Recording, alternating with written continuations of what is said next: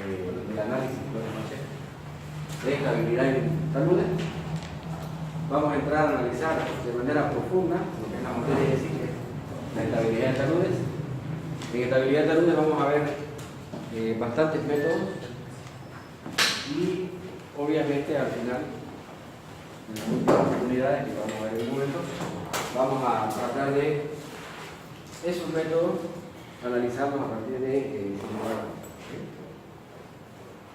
la estabilidad de taludes estaría incompleta sin hacer un trabajo de ya sea asegurar la estabilidad del talud o incluir elementos estructurales adicionales para poder lograr esa estabilidad. Y eso es lo que vamos a ver en las siguientes unidades, que son las estructuras de contención y estabilización. Vamos a ver un poco la parte de materiales de carreteras, puentes y túneles que tienen que ver con la parte de la estabilización. Y finalmente vamos a modelar y simular a partir de software especializado, pero que ya le subieron a la plataforma de Geofy, Geo5, que es para todo este tipo de trabajo. Existen varios software. Sí, está el GeoSlope, que también es bueno. Lo interesante del Geofy es que tiene una librería bastante extensa, es decir, que todo lo que utilizamos en el curso, ya sea la parte de estabilidad de taludes y las estructuras de contención y estabilización, también están incluidas en el software. Y gran parte de los métodos que vamos a analizar de manera teórica en ambos casos también están incluidos en el software que se les ha subido a la plataforma. Es una versión estudiantil. El software, la licencia de software está por encima de los $500, pero la licencia que ustedes tienen disponible es completamente útil, solo que no se pueden guardar ni incluir los archivos. Entonces, cuando trabajemos, vamos a tratar de capturar pantallas, ¿okay? Y con eso vamos a tener el resultado. Pero es completamente utilizable todas las funciones que están habilitadas. Entonces es como tener el software completo, solamente que no vamos a poder guardar los archivos ni incluirlos. ¿Okay? Bien. Vamos a tratar de organizarnos de esta manera. Lo que es la introducción a la geotécnica lo vamos a ver hoy día. Es simplemente un pantallazo para que podamos refrescar un poco los conceptos geotécnicos que vamos a manejar. Vamos a poder manejar bastantes conceptos geotécnicos en el tiempo de la estabilización. Vamos a ver hoy día eso.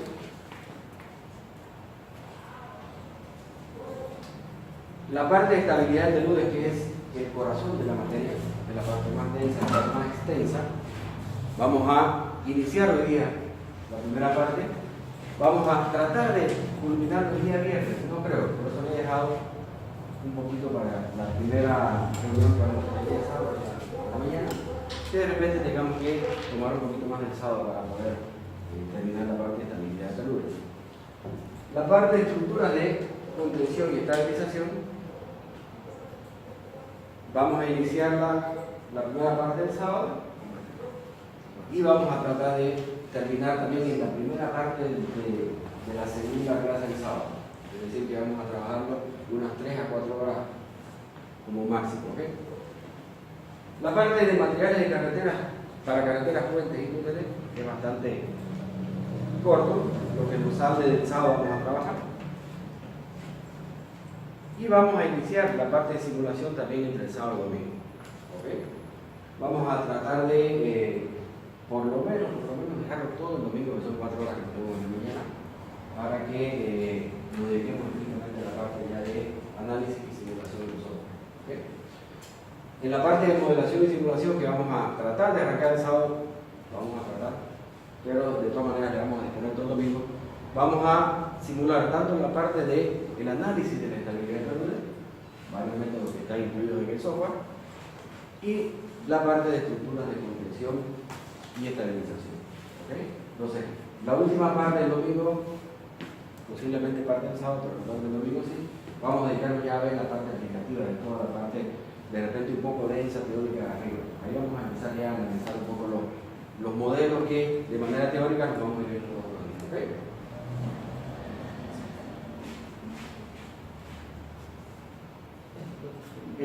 La parte de calificaciones, estuve revisando un poco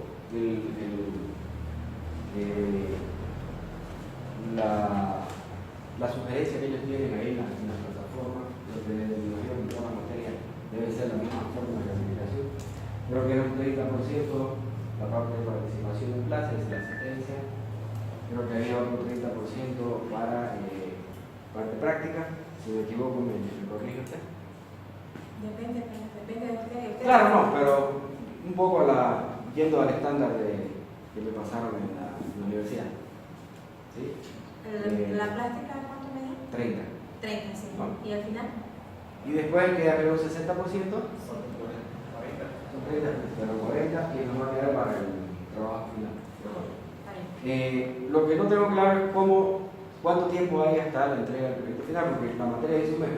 Sí, la mayoría le dan casi 20 días, 20 a 20. O sea, que darle algo trabajo. Sí, es que como trabajo en campo, les cuesta. O sea, En el campo no se puede más leer. es difícil que ellos hagan, por eso que se les da un No, poco más de tiempo. seguro, y además la pedita de carretero es bien complicada, ¿no? Ajá.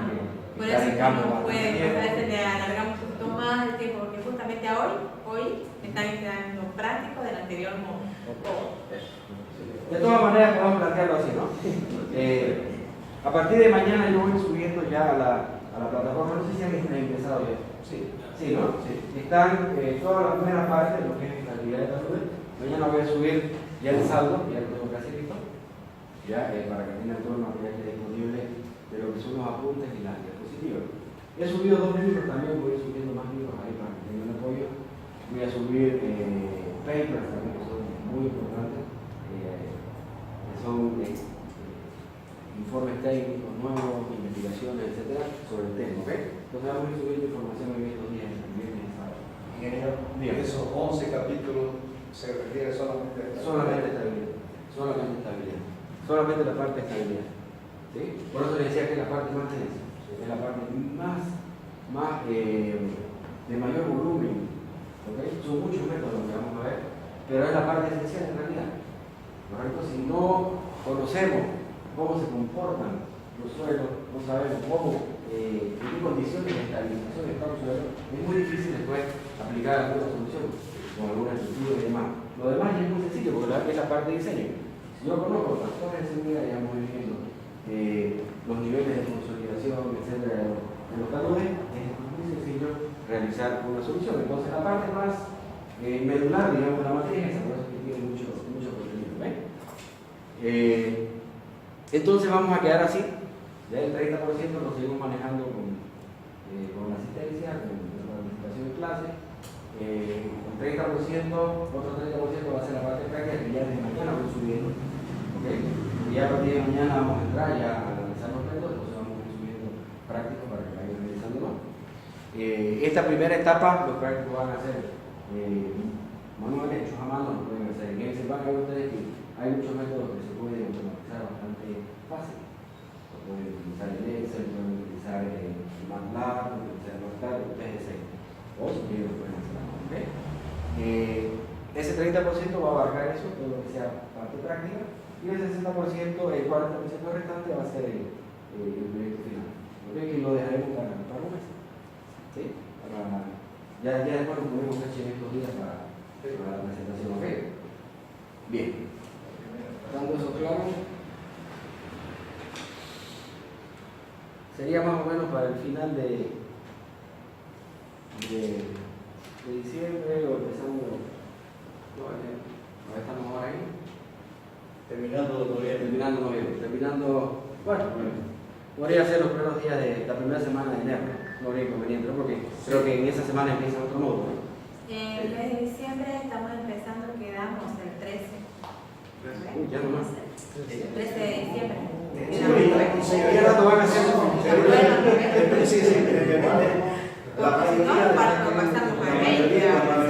La mayoría de nosotros trabajamos en esa fecha que nos aceptó para el 15 de diciembre, adelantar, es la fecha más crítica para la mayoría, porque tenemos que encerrar obras, informes, certificados de pago, juguetes para la familia, vestidos para la mujer. Es muy atrás. ¿También la fecha del 13? Sí me dijeron.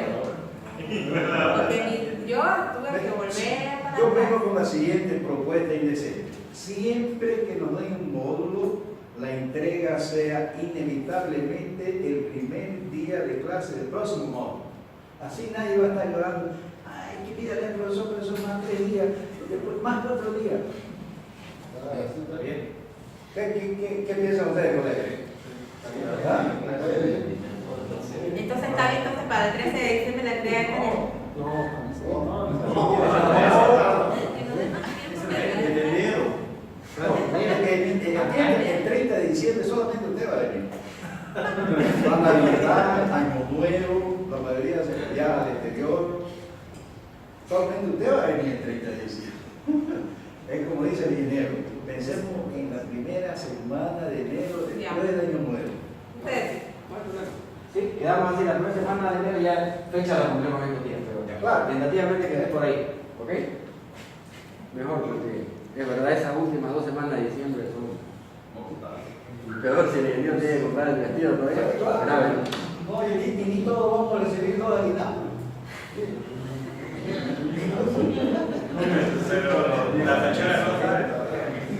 ¿Cómo estamos? Bien. Bueno, básicamente lo que vamos a ver en esta primera parte es brindar un poco los conceptos fundamentales de las técnicas que vamos a necesitar, ¿ok? Que nos van a servir obviamente para la parte de deslizamiento de taludes y la estabilización de los mismos.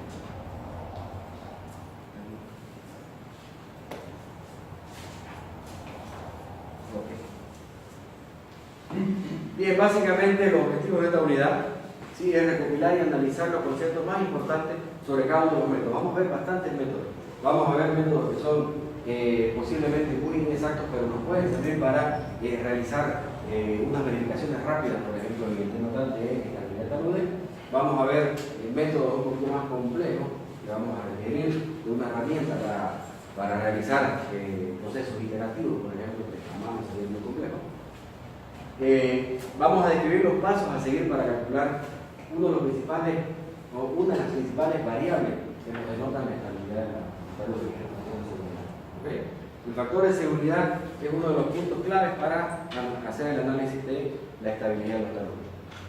Y obviamente al final vamos a ver un poco el uso de software especializado. Vamos a dar algunos conceptos fundamentales para refrescar la mente con el tema de la geotecnia. Y aquí hay un concepto bastante simple pero práctico de lo que es la geotecnia. Sí, es una rama derivada de 2 grandes ramas principales que son la ingeniería geológica y la ingeniería civil. ¿Okay? Entonces la ingeniería geotécnica o la geotecnia se alimenta de ambas ramas para poder trabajar y aportarnos, sobre todo en nuestras obras, en este caso viales.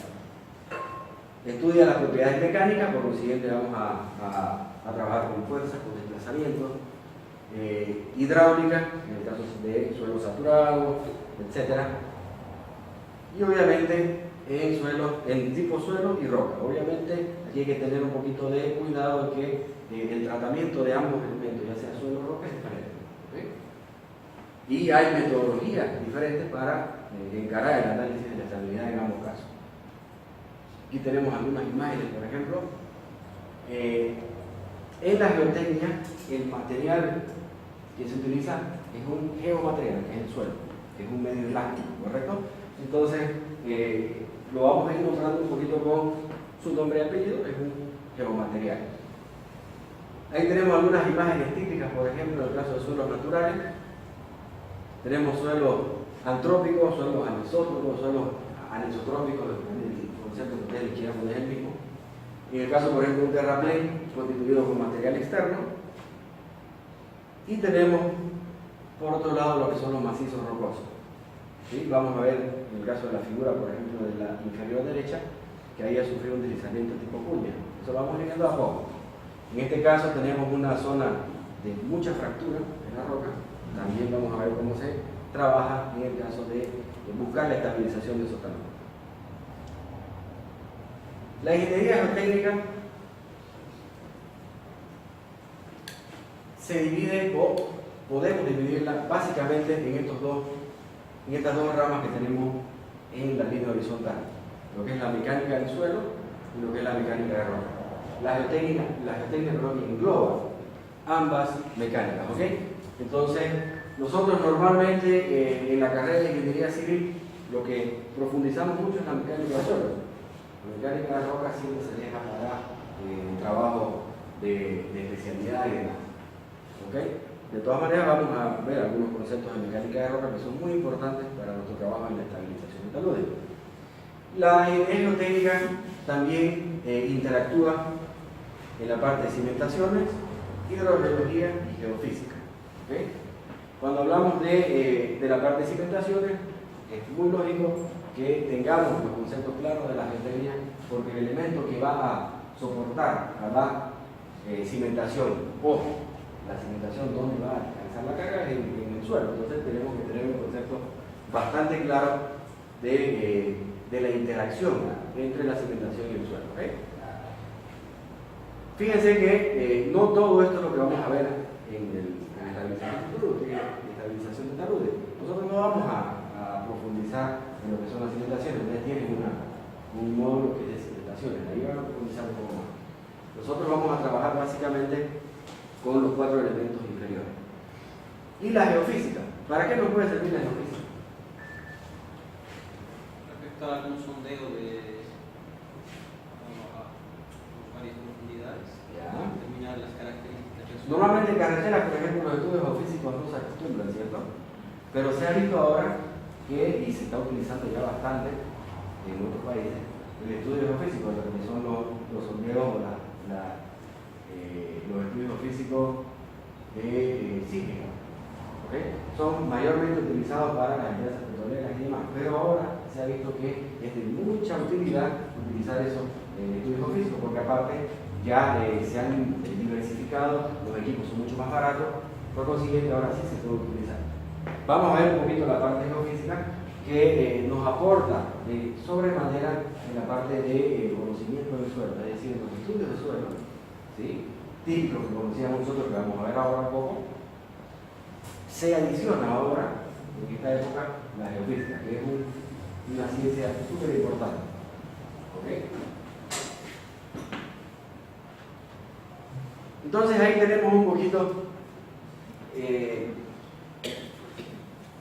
dónde está ubicada la ingeniería geotécnica dentro de estas dos ramas, ¿correcto? Fíjense que la ingeniería geotécnica liga o une lo que es la ingeniería geológica. La ingeniería geológica sí es una rama de la geología. Nosotros no nos interesa tanto analizar la geología como tal, sino la aplicación de la geología, que es la ingeniería geológica. ¿Okay?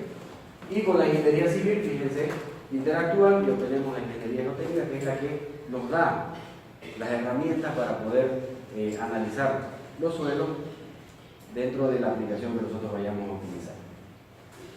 La geotecnia trabaja con conocimientos generales y conocimientos especializados. Los básicos, ¿sí? Matemática, física y estadística. Vamos a ver que estadística ingresa dentro de los trabajos geotécnicos, ¿sí? En muchos factores, por ejemplo, en el caso del factor de seguridad, en muchos métodos, es un factor probabilístico, ¿okay?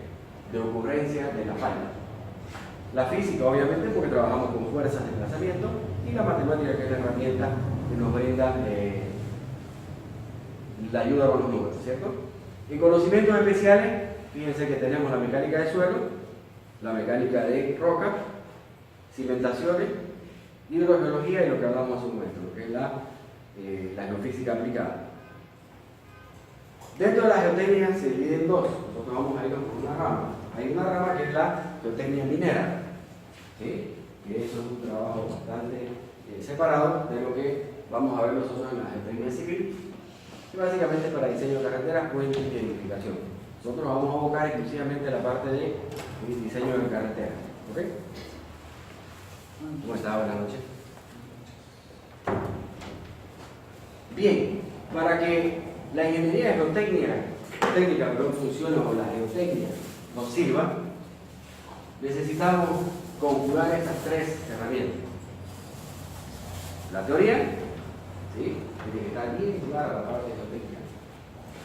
La experiencia es fundamental, ¿sí? Existe mucha gente, existe laboratorios, existe profesionales que tienen vasta experiencia en campo, que eso es fundamental. ¿Sí? No se olviden que el suelo es un material extremadamente complejo. ¿Sí? Muchas de las formulaciones son empíricas, la gran mayoría, que han nacido a partir de experiencia. Como siguiente, la experiencia es fundamental en el trabajo de experiencia. Y obviamente los ensayos. Pero los ensayos bien programados, bien realizados y bien analizados. ¿Ok? Porque no hay peor ensayo, ¿sí? No hay peor ensayo que el que se hace sin programación o sin requerir los parámetros que realmente vamos a necesitar en nuestro trabajo. Hay muchos laboratorios que lanzan o nos entregan el ensayo del laboratorio a mis mates y no dicen nada. ¿Sí? Muchos que copian muchos datos. Entonces, lo importante del ingeniero que va a trabajar con el análisis de esos datos es que tenga los conceptos, eso está en la teoría bastante clara, para que pueda después poder utilizar esos resultados, esos datos de la mejor manera, ¿cierto? Bien. Esto es básicamente la fase de un estudio geotécnico, geológico. Son las tres etapas fundamentales. La primera etapa, que es la de precampo, en la que tiene que programarse, hacerse un programa, ¿sí?, en escritorio, ve todos los valores que se van a requerir para el estudio, buscar mapas si se tienen de algunos datos adicionales de la zona, etc. Toda la parte de escritorio y de programación. La segunda etapa viene la de campo, ¿sí?, donde necesitamos ya la toma de muestras. Por lo siguiente, ahí se tiene que también tener claro los datos que se van a requerir. Se tiene que tener especificado si van a hacer estudios en suelo, si van a hacer estudios en roca, etc. ¿Okay? En estudios solo tenemos una gran cantidad. Para estudios de roca hay muy pocos ensayos. Y la etapa después de gabinete, que es una de las más importantes también, que es ya el análisis de esos datos, la interpretación de esos datos, ¿sí?, y en muchos casos desechar gran cantidad de datos que no van a servir, ¿sí?, o que han sido mal tomados. Entonces uno tiene que tener el criterio formado como para poder desechar datos que no me sirvan. No siempre todos los datos del campo nos van a servir, ¿ok? Entonces ese trabajo es fundamental.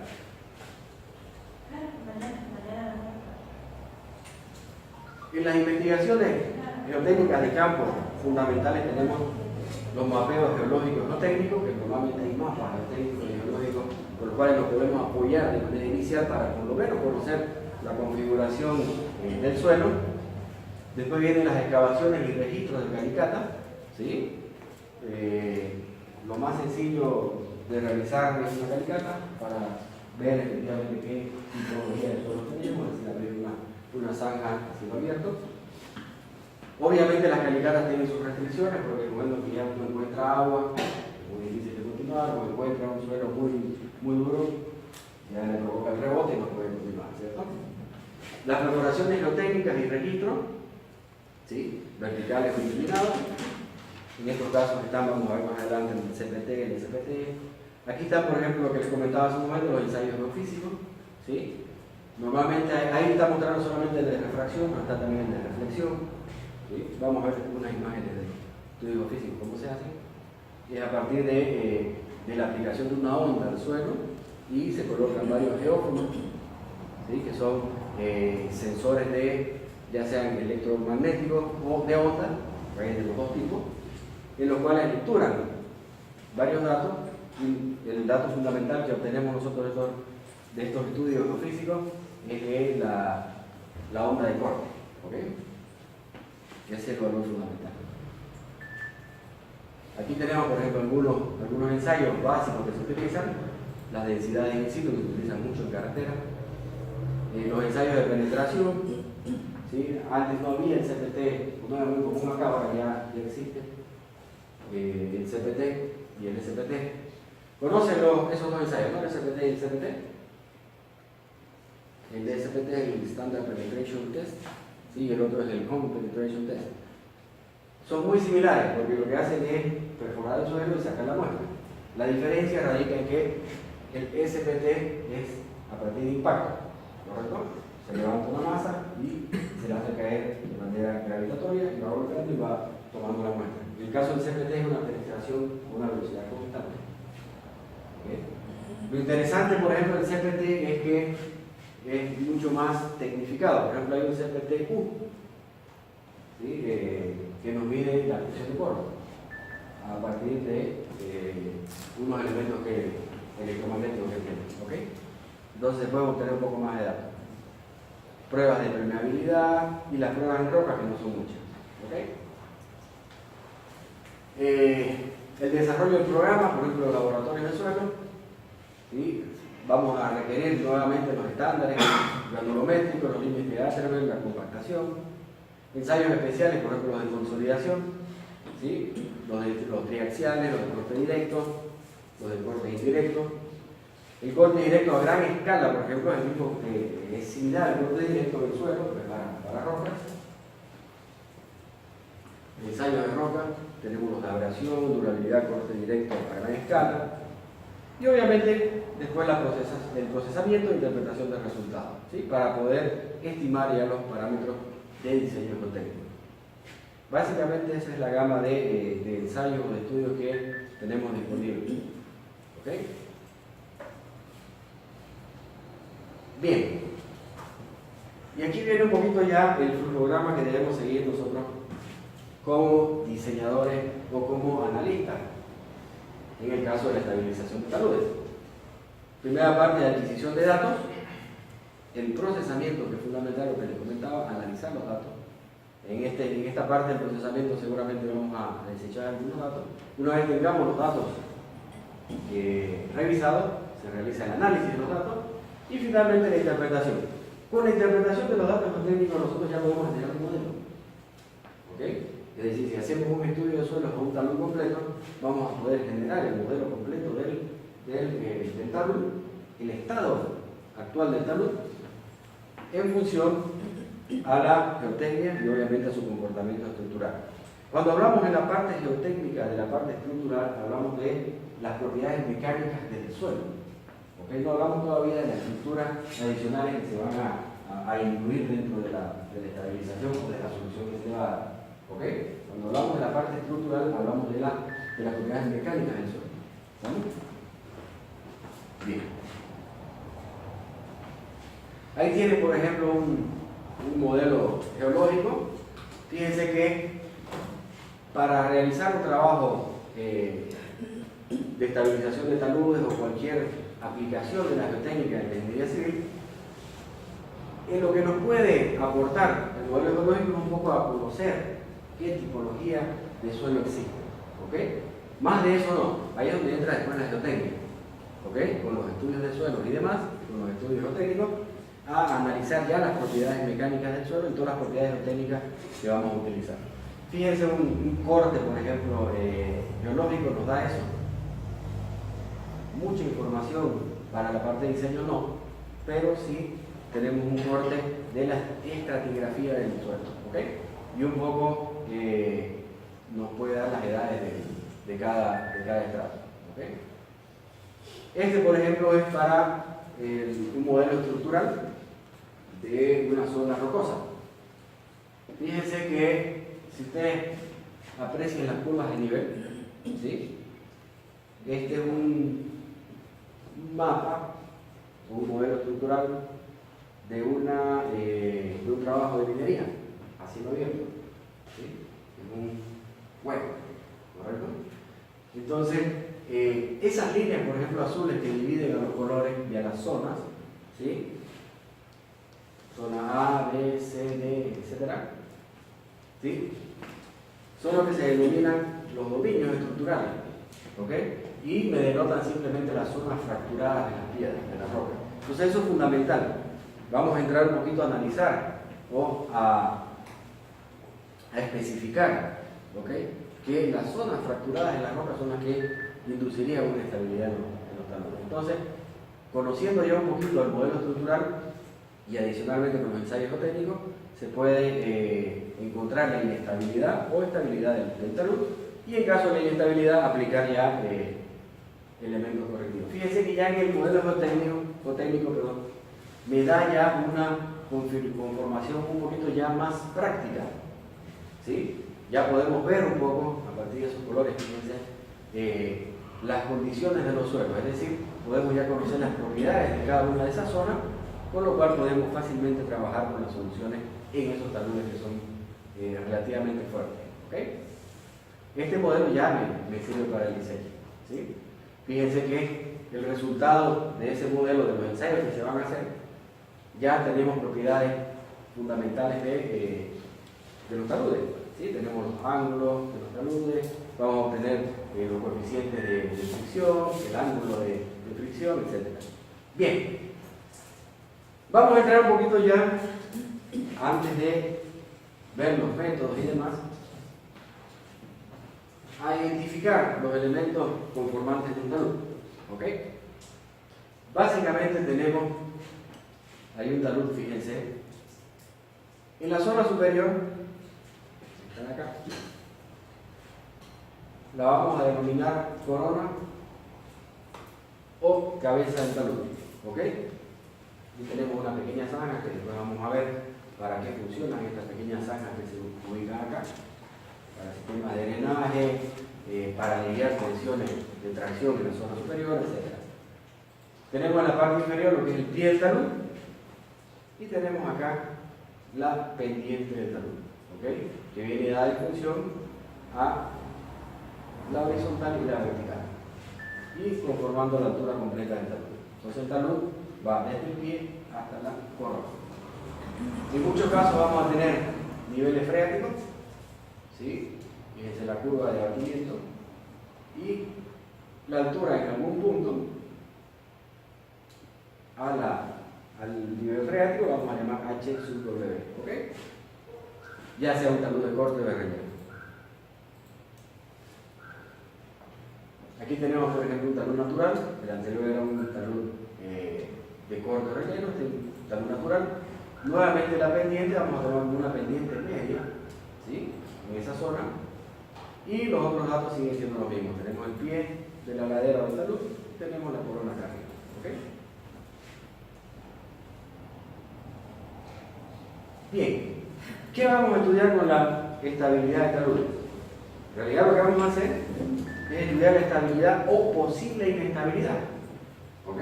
En el talud lo que vamos a averiguar o investigar es qué tan estable es el talud como está, ¿ok? Si nosotros vamos a conformar taludes, por ejemplo en el caso de terraplén, ¿sí? Ahí vamos a analizar la estabilidad del talud. Vamos a ver con el material que vamos a llevar de préstamo, etcétera, bajo las condiciones que nosotros vamos a diseñar, qué tan estable es para ciertas pendientes. Entonces lo que vamos a hacer en realidad es diseñar las pendientes en función a los datos técnicos que tengamos de ese material, ¿ok? Obviamente, como hablábamos, tiene que ver con la geología y la geotecnia. La inestabilidad de un talud se puede producir por un desnivel que tiene lugar por diversas razones. Fíjense, se puede dar por diversas razones la inestabilidad de un talud. Primero, por razones geológicas, ya sea la ladera es inestable, ¿sí? La orografía, es decir, la conformación del suelo, la estratificación. Normalmente en Santa Cruz tenemos problemas con la estratificación grave en taludes naturales. En Santa Cruz nos encontramos con mucha estratificación en los suelos, es decir, que tenemos muchos estratos, ¿sí? Una profundidad muy grande, el suelo cambia bastante. Y la meteorización, que es la desconformación de las rocas, es decir, cuando las rocas empiezan a fracturar, ¿ok? Eso en el tema del suelo de roca, ¿ok? Variación del nivel freático también, ¿sí? El nivel freático puede modificar en función a las estaciones del año. Entonces, tenemos también inestabilidades que se pueden provocar o simplemente por obras realizadas por el hombre, excavaciones, rellenos, etc.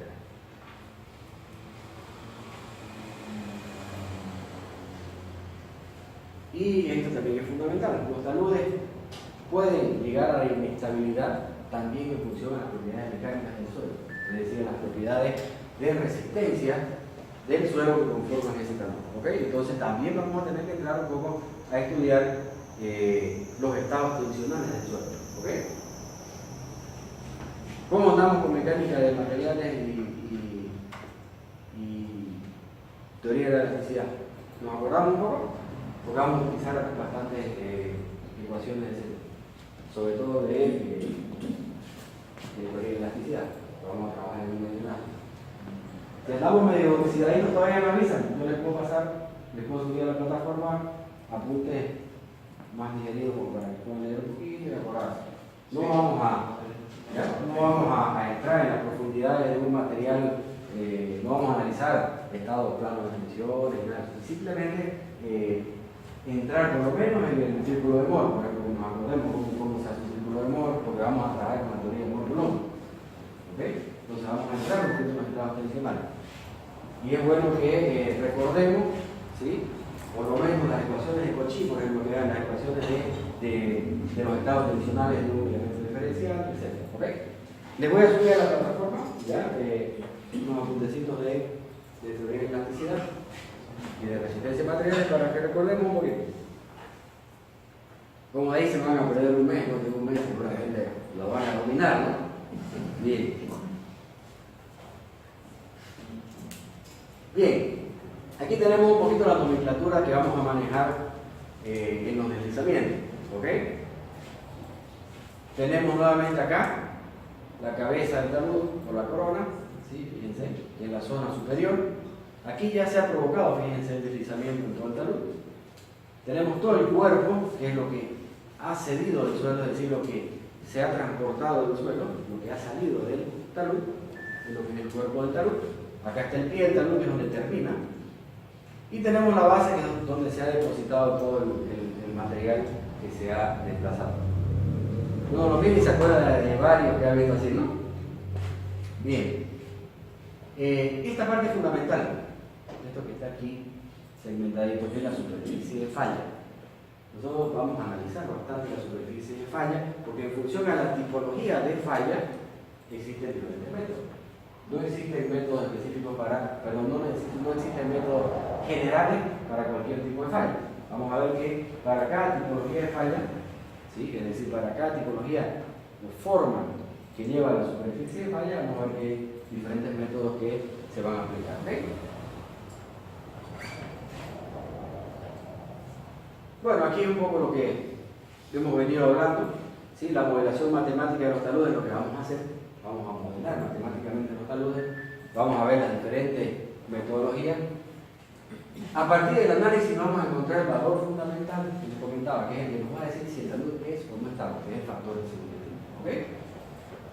Los métodos estos métodos son los que vamos a profundizar de sobremanera, que son los métodos de equilibrio límite. Vamos a ver que existen dos grandes grupos de metodologías.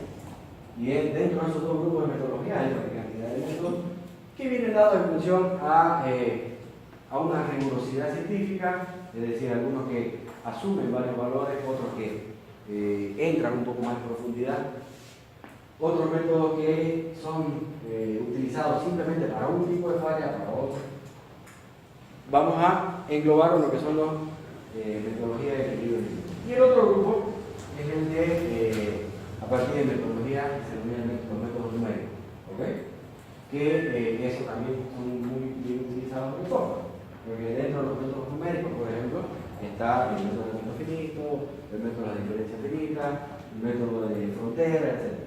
Esos métodos son mucho más precisos, obviamente sin computadora no se los puede hacer, ¿sí? Porque al discretizar un continuo, ¿sí?, es decir, un elemento bastante grande, con límites infinitos, entre comillas, como el suelo, se tiene que discretizar en miles o millones de elementos. Y cada uno de esos elementos tiene las propiedades del continuo. Por consiguiente, eso hay que realizarlo porque hay que hacer la compatibilidad de esos elementos, tanto en deformaciones como en tensiones. Entonces, esos procesos vamos a ver que se los utiliza normalmente en software. ¿Ok? Bien.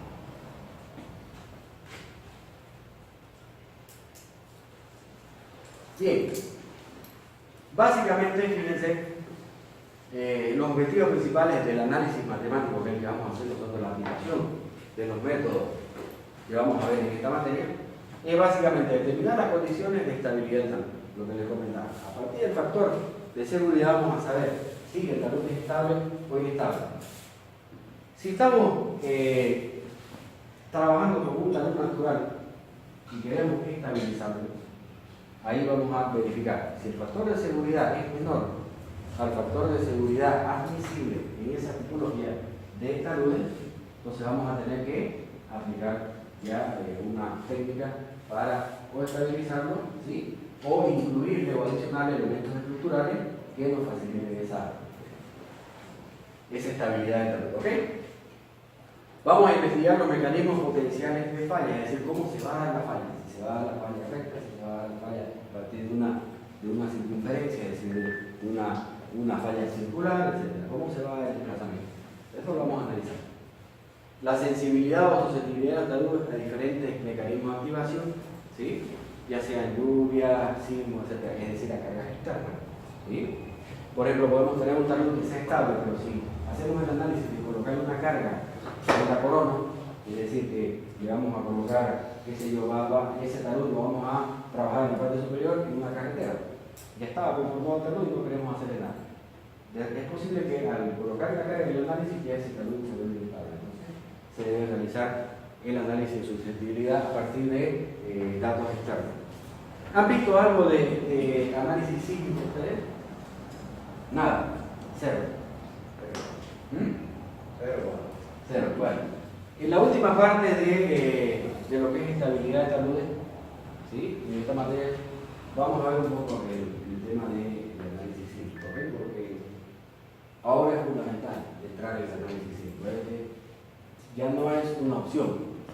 El análisis sísmico ahora es una necesidad primaria, ya sea en edificaciones en edificios altos, bajos, medios, en estructuras de estabilidad, porque las cargas sísmicas van a afectar. ¿Sí? ¿Ok? Entonces vamos a ver un poco cómo existen metodologías bastante simplificadas, esas son las que vamos a ver acá, para incluir el efecto del sismo en el análisis de la estabilidad del suelo. ¿Ok? Entonces vamos a entrar en un análisis sísmico que es fundamental. Comparar la efectividad de diferentes opciones de estabilización, eso es lo que vamos a ver en la segunda parte que les comentaba. Una vez definimos que el talud es inestable, entonces vamos a ver la mejor opción para estabilizar. Diseñar taludes óptimos. Si estamos diseñando taludes de cero y conocemos los materiales que vamos a incorporar dentro de ese talud, entonces vamos a tener un diseño óptimo a partir de un buen factor de seguridad. ¿Okay? Y obviamente lo que venimos hablando hace un momento, la investigación del suelo es fundamental para poder tener después datos precisos. Fíjense que es lo que pasa siempre en nuestra carrera en ingeniería. Si yo tengo datos que no me sirven y los he utilizado por más diseñador que sea, lo que va a salir es una barbaridad, ¿no? Es lo que pasa muchas veces con la sobreutilización del software sin conocimiento teórico. ¿Sí? Nosotros le metemos los datos, el software es magnífico para calcular, no le pega, ¿no? Él hace lo que tiene que hacer. Pero si le hemos metido datos que no son, va a salir burrera procesada, ¿no? Porque lo que va a hacer es procesar esa burrera, ¿ok?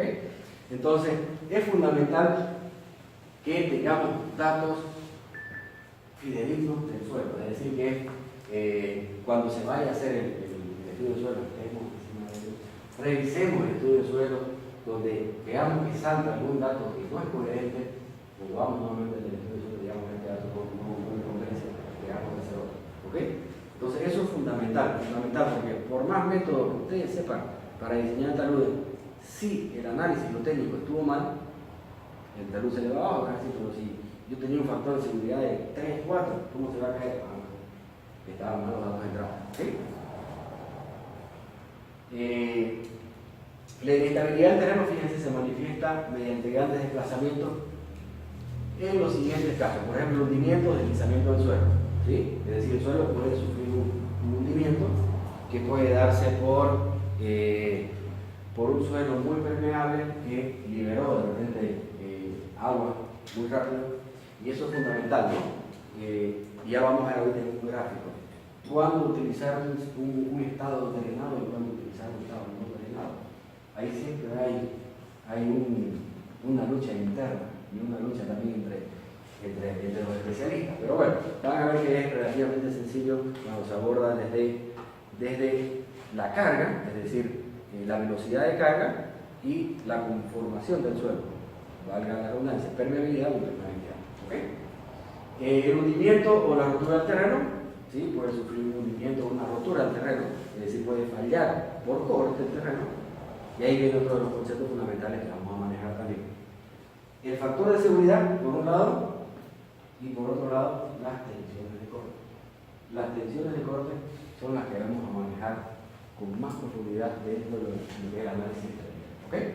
Por eso les decía que es bueno ir recordando un poquito la parte de resistencia de materiales y de teoría de elasticidad. Porque vamos a toparnos con algunos métodos, por ejemplo, o algunos estados tensionales donde trabajamos con los estados máximos de tensiones normales. En esos casos vamos a despreciar las tensiones de corte, ¿correcto? Y eso sí, se recuerda un poquito cómo se manejaba en el círculo de Mohr. El hundimiento, deslizamiento de muros de contención, ¿sí? Que eso también, si nosotros hemos conformado un muro de contención, se supone que hemos hecho el análisis de estabilidad de los muros, ¿no? Entonces, ¿por qué se ha hundido por qué se ha deslizado ese muro de contención? Posiblemente está muy bien diseñado, pero no hayamos hecho bien el análisis de cómo se iba a dar la superficie de falla. Entonces, el círculo de falla posiblemente sobrepasaba la fundación y nosotros lo hicimos llegar simplemente hasta la cantidad del talud y no nos dimos cuenta. Entonces, el análisis de la estabilidad nuevamente va a alimentar un buen diseño de la solución. Entonces, eso es lo que pasa siempre en la ingeniería, ¿cierto? Que se va dando una cadena de errores que después terminan en desastre. Entonces, un buen estudio geotécnico me asegura de que yo haga un buen análisis de estabilidad. Y un buen análisis de estabilidad me asegura de que mi diseño para solucionar ese problema sea el mejor. Y obviamente la estructura permanezca con factores de seguridad muy altos. ¿Sí? Si en algún punto de esa cadena hubo alguna deficiencia, al final que se va a sufrir, todo va a ser ese último elemento que hemos colocado y se va a hundir o potenciar. ¿Sí? Entonces es fundamental que tomemos previsiones siempre. A veces nosotros cuando trabajamos en el diseño vamos dejando un poquito de lado a lo que hacen el trabajo más atrás. Y no vamos a espiarlo a ver el trabajo que ha hecho el geotécnico. Entonces uno pide, ¿no? Cuando está sentado en el escritorio pide, quiero estudio de suelo de tal cosa y le trae. No sabemos si de repente lo han hecho copy-paste de otro estudio, si habrán hecho bien el ensayo. Por ejemplo, en el caso del SPT, yo he visto, porque a mí me gusta ir a ver los ensayos, he visto cuando han hecho, lamentablemente el SPT es con tracción de sangre, ¿no? Y ahora hay los SPT que son mecánicos, pero lo que se utilizan acá normalmente son, ¿no? El operador jala, suelta y cae, ¿no? Entonces, empiezan a las 8 de la mañana, pues, como el bolo brillando, una belleza, ¿no? Lo levantan a la altura, pero ya uno va después a las 6, 7 de la tarde, si es que era un estudio muy largo, y lo levantan 2 centímetros porque ya no damos fuerza. Entonces, es fundamental que tomemos un poquito de atención a los ensayos, que vayamos a ver los ensayos de campo, porque si eso está mal, lo demás no va a servir. ¿Sí? Bien, en todos estos casos en los que existe un desnivel del terreno, por ejemplo, vamos a trabajar con esto que es fundamental, que también lo hemos visto en cualquier tipo de diseño con cualquier tipo de material. No se olvide que solo un geomaterial no deja de estar dentro de la mecánica de material. Por lo siguiente, vamos a analizar los estados límites. ¿Okay? ¿Conocen lo que son los estados límites, no? ¿Sí? Bien. Los estados límites se utilizan en todo, ¿no? En el diseño de estructuras, en el diseño de los volúmenes, etc. Las metodologías de cálculo, como les comentaba, vamos a trabajar casi todos los métodos con los estados límites últimos, ¿sí? Normalmente, y lo que vamos a conseguir en realidad son los coeficientes de seguridad mínimos imprescindibles, es decir, tratar de cumplir con los factores de seguridad. Ahí tenemos, por ejemplo, algunas formas de falla en los taludes, ¿sí? Por ejemplo, el translacional aquí. y se nota claramente las líneas de fractura de en este caso por ejemplo una roca, ¿sí? Y acá ha sufrido una rotura o una falla y obviamente ocurre el deslizamiento. Este deslizamiento se da normalmente en estos casos donde, fíjense, la pendiente del talud es casi o paralela a las líneas de falla o a las líneas de fractura de la roca, ¿sí? Hay muchos casos, por ejemplo, donde se hacen cortes, ¿sí? Por ejemplo, si tenemos una roca de este tipo, las fracturas vienen así. La conformación de la roca es fracturada. Y nosotros hacemos un corte, que sea para un canal o lo que sea. Hacemos un corte acá.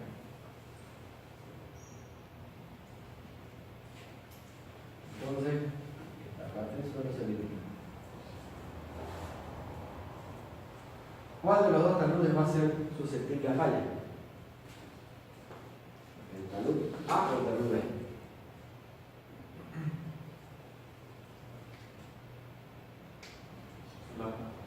Claro, fíjense que debido a la inclinación que tiene hacia el talud, ¿sí? Propicia que las tensiones de corte provocadas por las masas rocosas, en este caso, la voy a poner más chiquita esta fuerza, superen a las fuerzas de corte resistente. Entonces, en ese caso, este talud es susceptible de que vaya a fallar por deslizamiento. En este caso no. Fíjense que en este caso el talud está completamente asegurado, ¿sí? En este caso el talud B estaría en unas buenas condiciones de estabilidad, ¿ok?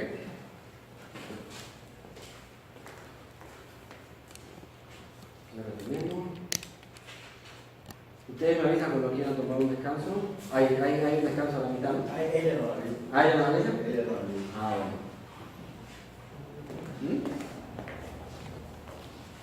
Se puso caliente ya, ¿no? Bien.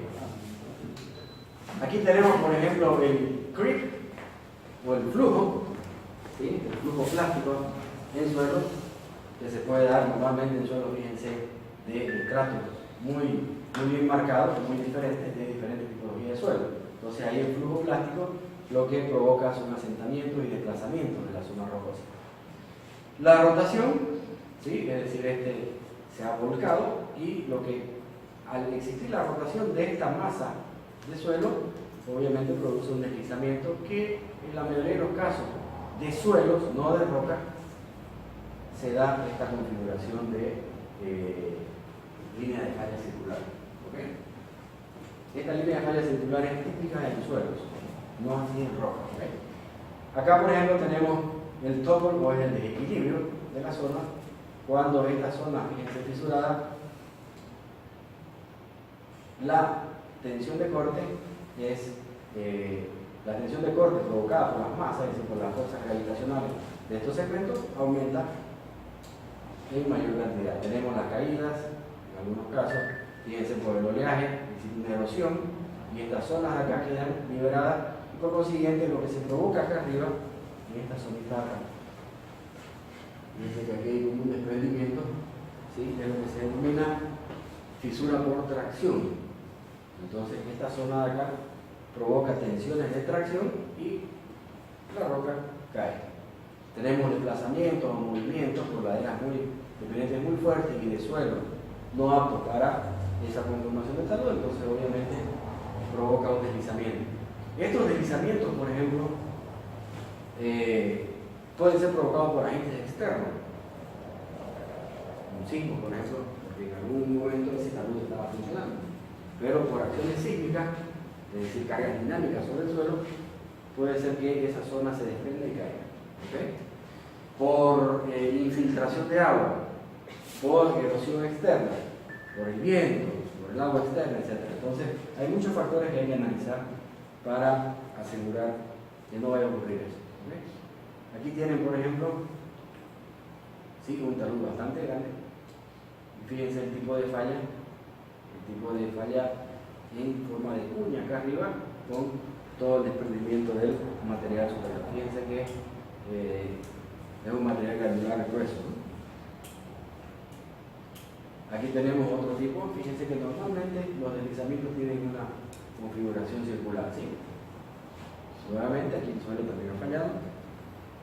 Aquí tenemos una combinación, sobre todo la parte de erosión debido al agua aquí en el pie, pierde estabilidad en el pie, que esto normalmente se ha dado mucho acá en la carretera a Cochabamba, etc., ¿no? Entonces suele suceder esto, que no se realiza un trabajo de protección en esta zona del pie, entonces al liberar el apoyo en el pie, todo el talud se desliza, ¿sí? No se olviden que además de tener las propiedades intrínsecas del talud, digamos, tenemos también cargas arriba, ¿no? Entonces el análisis se vuelve un poquito más complejo. Es decir, ese talud, además de tener sus propiedades y de repente está sumergido, tiene además una carga adicional, ¿sí? Que eso va a influenciar de manera negativa en la estabilidad del talud, ¿sí? Le va a incrementar carga. Aquí tenemos también la típica de la carretera Cochabamba, que son los deslizamientos y las caídas de roca, ¿sí? Fíjense, esas tipologías de roca prácticamente son elementos que no se han desprendido en realidad, sino que estaban simplemente apoyados en alguna zona del talud. Por consiguiente, por vientos, por erosión o movimientos propios de la montaña han provocado eso. No se olviden que hay zonas geológicamente inestables. Esas zonas geológicamente inestables normalmente tienen cierto movimiento, cierto desplazamiento por la propia microfracturación de la roca. Cuando hablamos de sismo, y esto es importante porque en toda esa zona de los valles, por ejemplo, no le hemos dado mucha importancia a Santa Cruz, y siempre hemos dicho que Santa Cruz es una zona liberada de sismo. Y no es así, porque se han estado escuchando últimamente que se está retomando mucho el tema del análisis sísmico en Santa Cruz. Y además, hubo recientemente, hace unos 2 o 3 meses, creo, en Epicentro más allá, creo que fue bueno, pero es en la cordillera oriental, ¿no? Normalmente decían que la cordillera oriental no era propensa a sismos, etc., ¿no? La cordillera oriental está conformada por rocas de fracturación impresionante, ¿sí? Entonces, la cordillera oriental es propensa a sufrir desplazamientos y movimientos sísmicos en cualquier momento, ¿okay? Adicionalmente a eso tenemos la falla de Mandilepeco, que cruza Santa Cruz, va por Sucre y Tarija, ¿sí? Que es una falla activa, una gran falla, y ha estado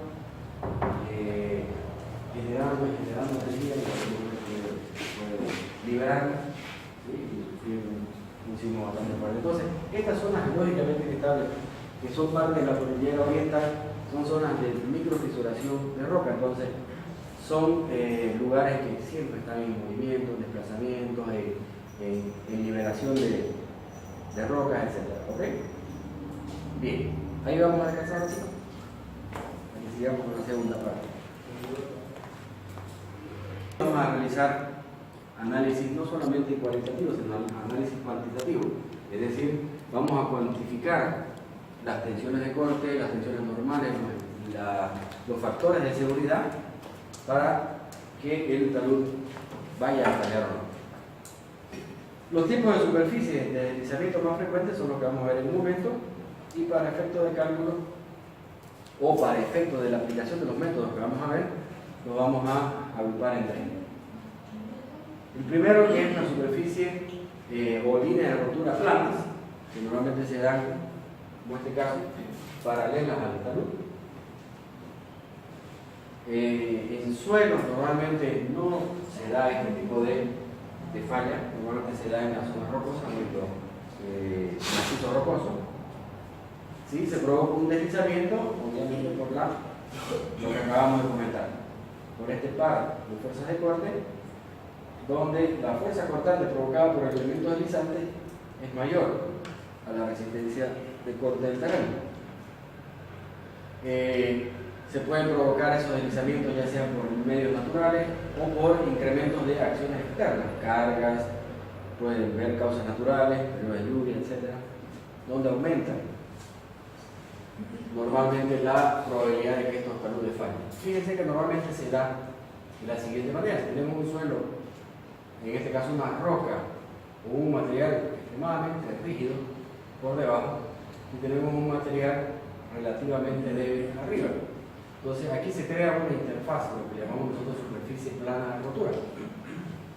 La línea de rotura siempre inicia, fíjense, de manera curva, pero al tener una superficie bastante rígida lineal, el desplazamiento se da de la siguiente manera, es decir, con una rotura en una superficie recta o lineal. Tenemos los deslizamientos circulares, que normalmente se dan en la tipología de suelos homogéneos. Existen varias formas en las cuales estos círculos de desplazamiento o círculos críticos se van a dar. Lo que hacemos nosotros, lo que vamos a hacer con los métodos, es buscar cuál es la superficie más crítica. Pueden existir muchas posibles superficies de falla en un talud. Lo que nosotros vamos a buscar es la superficie más crítica, porque esa es la que va a provocar el colapso del talud. ¿Okay? Entonces lo que vamos a buscar nosotros son las superficies críticas. Normalmente se van a dar los círculos de talud que intersectan parcialmente al talud, ya lo vamos a ver en un gráfico ahora. Los círculos de pie de talud, es decir, que el círculo llega exactamente al pie del talud, ya sabemos cuál es el pie del talud. Y los círculos que intersectan por debajo del pie del talud o por debajo de los suelos, que esos son los que forman una situación más crítica cuando tenemos elementos de contención, por ejemplo, y no hemos previsto ese círculo crítico que vaya a sobrepasar el pie o el apoyo. Entonces, en ese momento, si tenemos un muro de contención, por ejemplo, tiende a deslizarse y a sufrir rotación. ¿Okay? Entonces, ahí se provoca un colapso aún mayor, porque colapsa también la estructura que nosotros hemos utilizado para el soporte del talud. En suelos heterogéneos también se da con ciertas modificaciones, que ya lo vamos a ver en su momento, pero para suelos homogéneos, por ejemplo, se da una circunferencia perfecta. Aquí tenemos, por ejemplo, los tres estados que comentábamos hace un momento. ¿Sí? Tenemos los círculos de talud, que estos llegan a intersectar el talud. ¿Sí? Estas situaciones, por ejemplo, se las puede trabajar mucho más sencilla que las otras. Vamos a ver las soluciones, por ejemplo, que de repente podemos configurar a partir de mallas, etcétera, con elementos que no sean muy caros, podemos solucionar. Esta otra situación, que es donde llega exactamente al pie del talud, que normalmente se da cuando tenemos situaciones saturadas. Y esta, que es la más crítica, en círculos profundos, que en algunos casos, si nosotros tenemos, por ejemplo, por aquí por abajo, tangente a este círculo, tenemos una zona muy rígida, ¿sí? El deslizamiento es completo.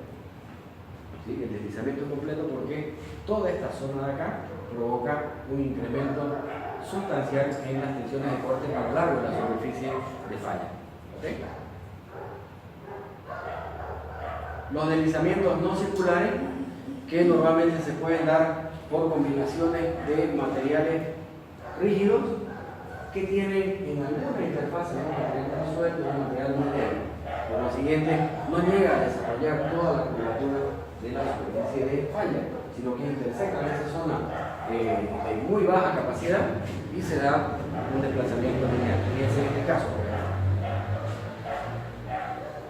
Lo normal sería que esta superficie de falla realice esta curvatura, pero al tener una zona muy débil, ¿sí? Inmediatamente el suelo falla a través de esa superficie lineal, de esa superficie recta. ¿Okay? Entonces, estos colapsos, por ejemplo, normalmente son bruscos, ¿sí?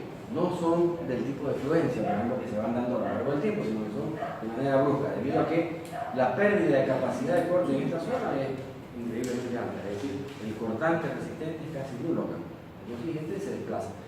Si a esto le incrementamos carga, por ejemplo, por encima de la corona o cierto tipo de infiltración de agua, ese talud es realmente una bomba de tiempo. ¿Sí? Y lo que hablábamos hace unos cuantos minutos atrás, que es bastante importante. ¿Cómo defino yo qué tan seguro o qué tan estable es un talud, o cuán inestable es un talud, viéndolo del lado positivo o negativo. Y es básicamente en función al factor de seguridad. Es mayor que 1 y 2 para que No necesariamente mayor que 1, ¿no? Porque tenemos valores de 1.6, siempre mayor que 1 obviamente, porque fíjense la relación. La relación, en este caso, porque vamos a trabajar también con momentos y vamos a trabajar con otros factores. En el caso de fallas circulares es mucho más cómodo trabajar con relaciones de momento. En este caso, por ejemplo, en una falla recta, podemos trabajar tranquilamente con la resistencia de Corr, con las tensiones tensionales de Corr. Fíjense que es lo que tenemos en la ecuación, es decir, tenemos en la parte superior el cortante resistente y por debajo en el denominador tenemos el cortante que provoca, ¿sí?, la masa deslizante, es decir, lo que se va posiblemente deslizar en el talud. Entonces, lo que decía el ingeniero es efectivamente correcto. Este factor siempre es el mayor en la unidad, ¿sí? Porque si es menor en la unidad significa que ya de entrada colapsó el talud, ¿correcto? Porque ya ha sobrepasado el cortante actuante al cortante resistente, ¿correcto? Entonces, este factor de seguridad, que vamos a ver ahorita unas tablas, una de la NSR 10, que es la norma colombiana, que tiene mucha documentación para la parte técnica, y otra tablita de la norma española. Lamentablemente no tenemos todavía una norma geotécnica vigente en Bolivia. Ya se está trabajando bastante tiempo, un paréntesis, porque es importante que nos enteremos de lo que está pasando con el modelo normativo.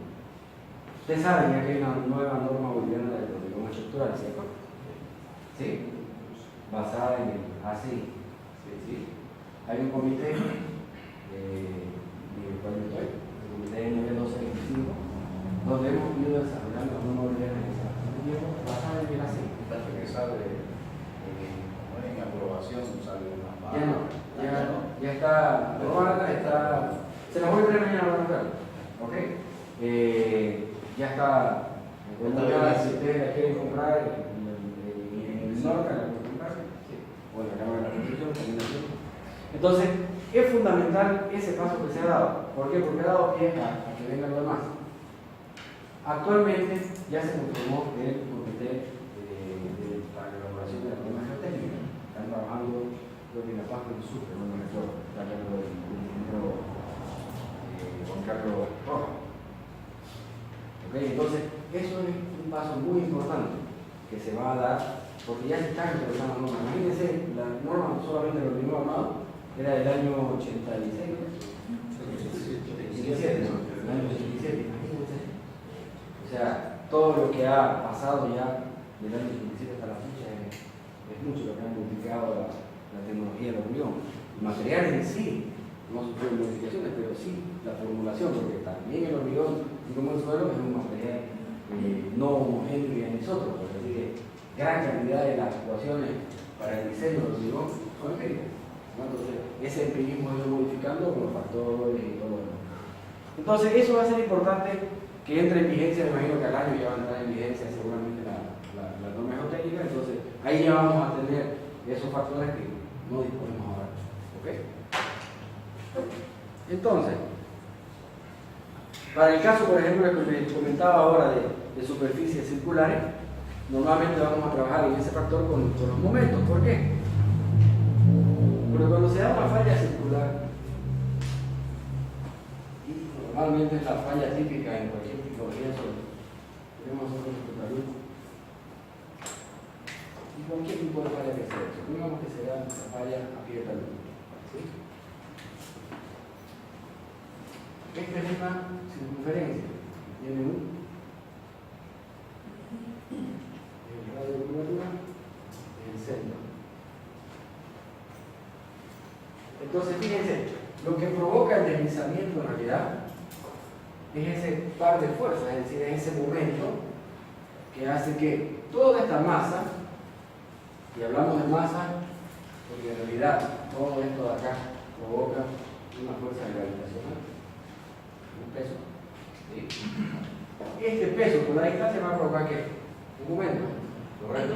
Ese momento actuante ¿sí?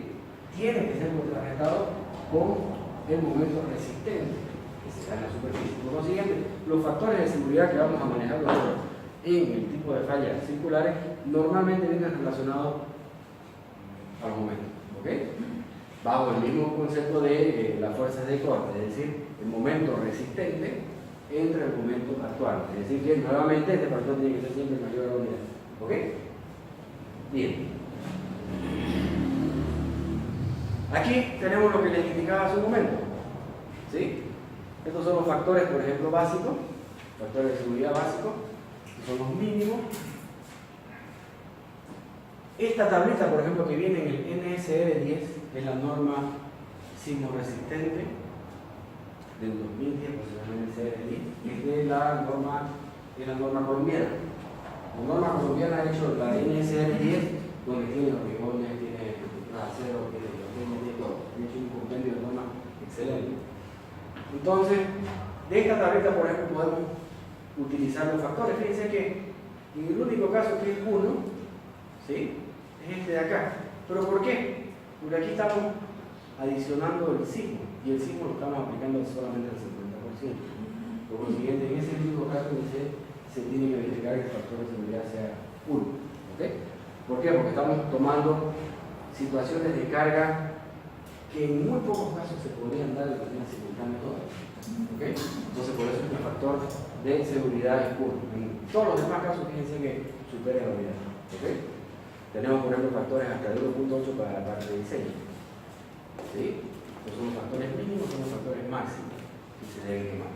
Entonces, ¿de qué va a depender? Uno, de las cargas que yo tome para hacer el análisis de la estabilidad. Y segundo, si tomo el mínimo o el máximo, va a depender de la confiabilidad de los datos. ¿Ok? Si los datos son realmente fidedignos, entonces yo puedo regular un factor de seguridad mínimo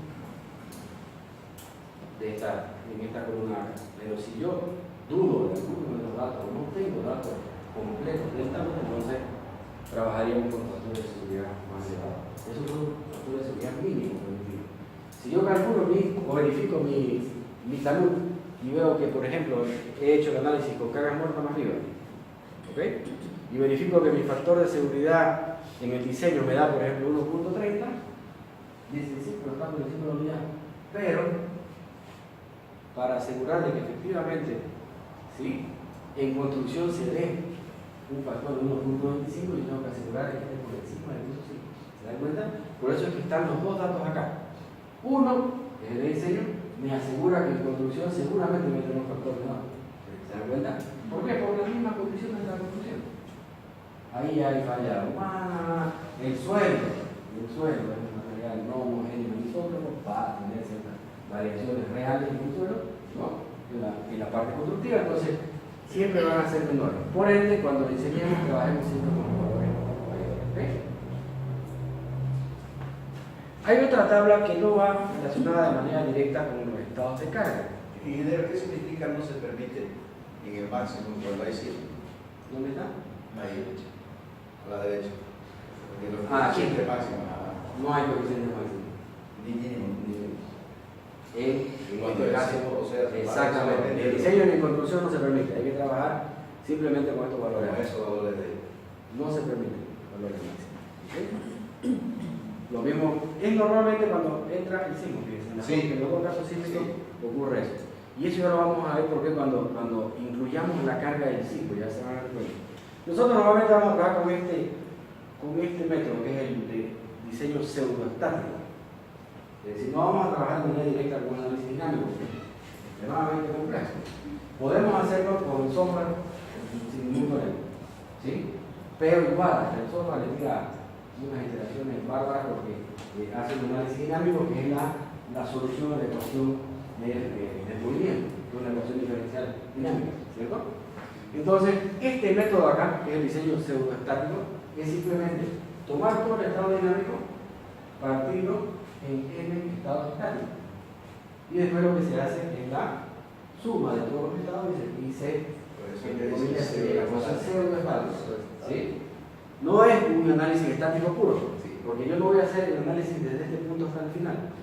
sino que hago un análisis estático para cada etapa, ¿sí?, del comportamiento dinámico, y después hago la sumatoria de los estados, ¿sí?, o la superposición de los estados, y obtengo un análisis casi dinámico. Tampoco sería un análisis dinámico. ¿Ok? Aquí tenemos otra tablita, que es la que les comentaba, que no viene dada en función de las cargas, sino viene dada en función de un poco más del tipo de pérdida que puede ocasionar esa caída o esa inestabilidad del talud. Entonces, por ejemplo, el factor más crítico, el 1.7, es cuando puede ocurrir la pérdida humana al fallar el talud. ¿Okay? Entonces, si estamos en ese caso, donde es un talud de repente que colinda con un colegio, por ejemplo, ¿no?, hay muchos niños, etc. Entonces, ese talud hay que eliminarlo con un factor de ciudad por encima, un malo por ciento. ¿Okay? Y así viene dándose, fíjense, las tablitas en función, sobre todo, al nivel de falla, de pérdidas o de daños colaterales que pueda ocasionar el talud. ¿Okay?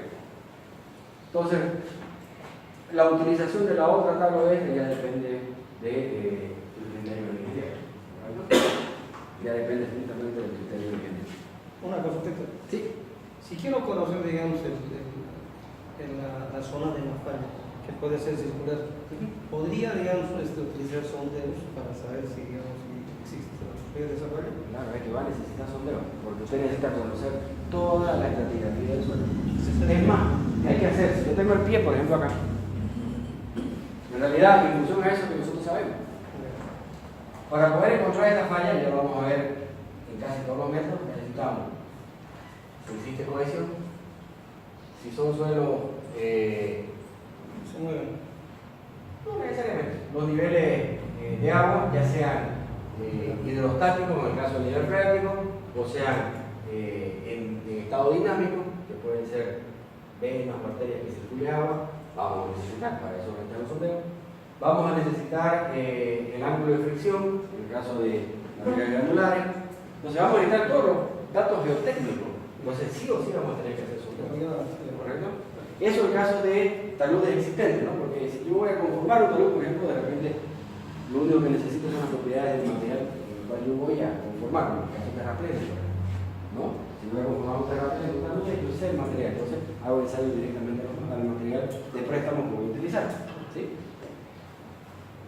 Dato importante también, no necesariamente, o no solamente, perdón, necesito los datos de esta zona, sino que necesito también los datos, ¿sí? Porque no se olviden que los círculos de falla se pueden dar también por debajo, ¿ok? Entonces necesito saber yo qué tipo de materiales hay por debajo, ¿ok? Bien. Vamos a ver que los métodos se conocen exactamente a partir de las propiedades geométricas y las propiedades geotécnicas, y las propiedades mecánicas del material. Podemos conocer tranquilamente cómo puede fallar. Vuelvo a reiterar, van a haber muchas tipologías de curvas. ¿Cuál la tenemos que encontrar? La más crítica. Esa es la que tenemos que encontrar nosotros. Vamos a verlo en el software también. Cuando se le pone a calcular, por ejemplo, al software, el software empieza a dibujar. Empieza a dibujar todas las curvas posibles. Empieza a dibujar. Hasta que llega a una curva crítica. Y esa curva crítica es la que nos muestra, que es la que nosotros vamos a calcular con un método.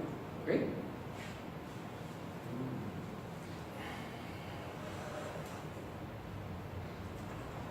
Bien, para analizar el problema de estabilidad global, básicamente se necesita la configuración geométrica, es decir, todos los datos de la geometría.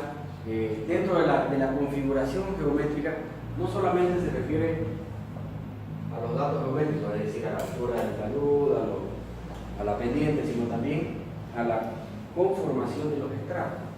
¿Okay? Dentro de los datos geométricos, la configuración geométrica, también está incluido los niveles de los estratos, es decir, conocer a qué profundidad tenemos las diferentes tipologías de suelo. ¿Okay? Las acciones externas que pudiesen afectar, nuevamente si este es un talud, un terraplén, pero no acaba de tener carga de movilidad, entonces hay que incluirlas en el diseño, en el análisis, y obviamente las características resistentes del terreno, que son las propiedades geotécnicas. ¿Sí?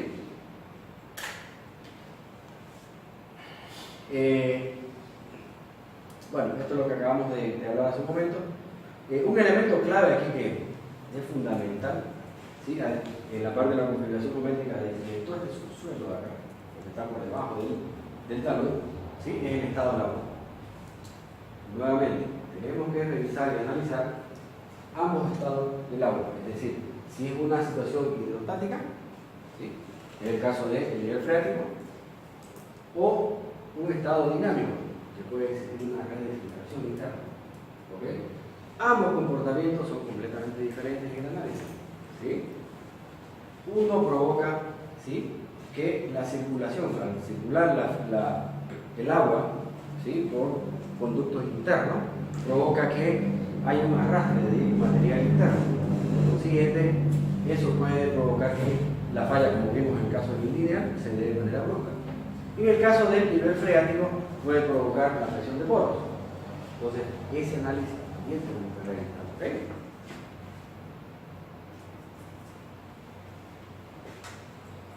Como en todo análisis mecánico, nosotros tenemos carga, tenemos estados de carga que provocan estados tensionales y el resultado de todo que es una deformación y un desplazamiento, ¿cierto? ¿Cuál es nuestra carga fundamental en nuestro análisis geotécnico? El peso del propio material. ¿Sí? Las cargas gravitacionales. Las cargas gravitacionales son las cargas fundamentales con las cuales nosotros vamos a trabajar. Después vamos a tener cargas adicionales de movilidad, etc. Pero, básicamente, es la carga gravitacional.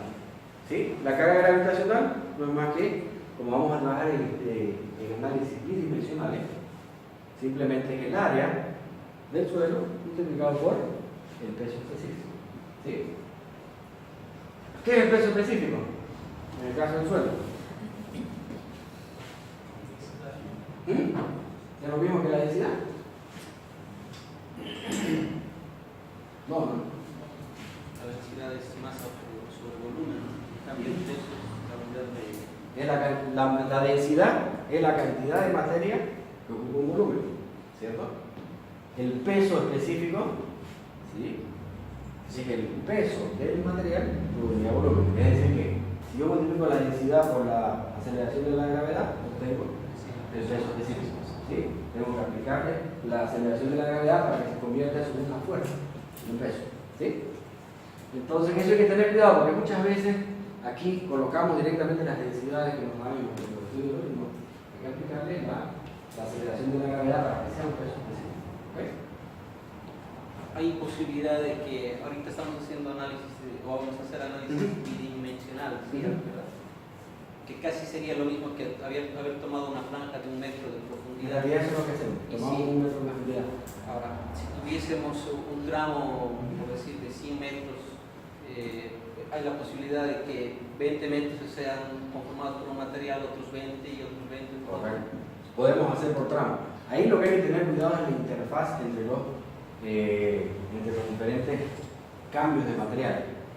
Porque si yo hago un talud de 10 metros aquí y allá tengo otro material de repente y hago otro 20 metros de diferente material, tengo una superficie de interfaz entre una tipología de talud y el otro.